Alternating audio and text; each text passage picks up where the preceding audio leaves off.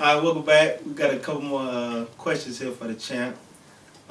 Sitting to the right. So, what's the whole process, and what are some of the things that the Wonderlick asked you? We heard that you took the Wonderlick test. Yeah, I think it's like a 53 question test, and they only give you like 12 minutes to do it. Man, yeah, but it's a test, just I guess testing your how you think, cause it'll be like a question. They have like 4 different names on there.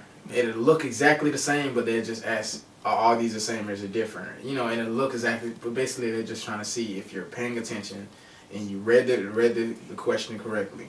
And it's just a few math questions, division, multiplication questions. I don't know why they do it, but I mean it's just obviously you're not gonna finish the test. They want to see how far you can get. And if, for advice out there, don't skip any one of them. And it's 12 minutes. It's a 12-minute test, and it's just testing how well you think on your in a certain time frame. Right. Sounds good. Cool. Now the actual, for the put in layman's terms, for the combine, what are the drills that you're doing at the combine? Like, what is the ones that are specifically tailored for you as a running back? Well, obviously everybody has to do the 40.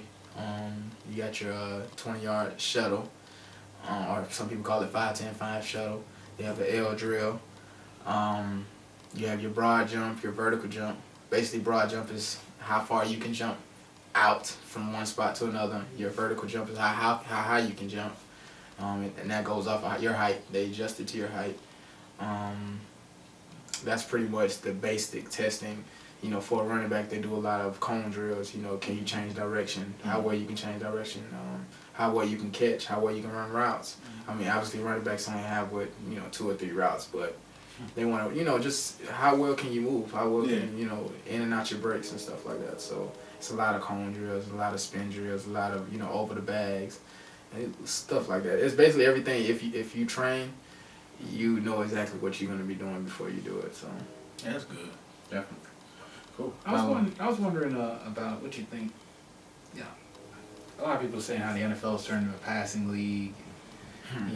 The value of it. I remember Wes and I were talking about the value of running backs. How when Herschel Walker was traded by the Vikings, that got it was gold. Yeah, that trade won them Super Bowls for the Cowboys. It did. It really did. But what do you think about the value of a running back today? Well, yeah, I think a lot of how you fitting in. Right. I think that with that, and knowing that and going into this process, you got to know that you got to be more versatile. I mean, you have to put yourself in a position where you can do more positions, and that makes you more valuable. How well you can run routes, and obviously, it's tough for a running back, especially if you're a bruiser running back and you big on coming out the backfield and just receiving that handoff. It's tough now, but But I think that's why players should never never overlook different programs like the CFL. They're big on they're not big on running backs, but your running backs are receivers, and your running backs are going to the slide and stuff like that. So I think for any running back that's coming up and you're doing this process, put yourself in a position where you're gonna be more versatile, where you can catch ball, block, when you can do everything as a running back and not just be one-dimensional running back, because it's tough right now. It's tough for any running back to just be one-dimensional. So right. Cool. Definitely, I think with the running back thing, you have to come into the perfect system. Obviously, you've seen the Giants utilize different running backs. She was the Broncos, and just Giants. The Falcons. They've done very well. Definitely. I mean, obviously Michael Turner is their main guy, but when it comes to receiving, obviously Michael Turner is not. Yeah.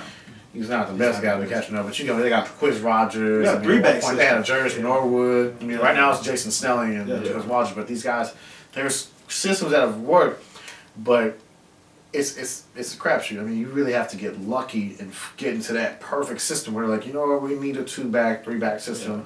Yeah. We love your talent. We can put you on special teams and have you run the block on the 3rd down, the long stretch plays. That's all. I think that's with the coaching as well, man. Your coach is knowing what kind of players you have and putting your players in the best position to be successful for the program.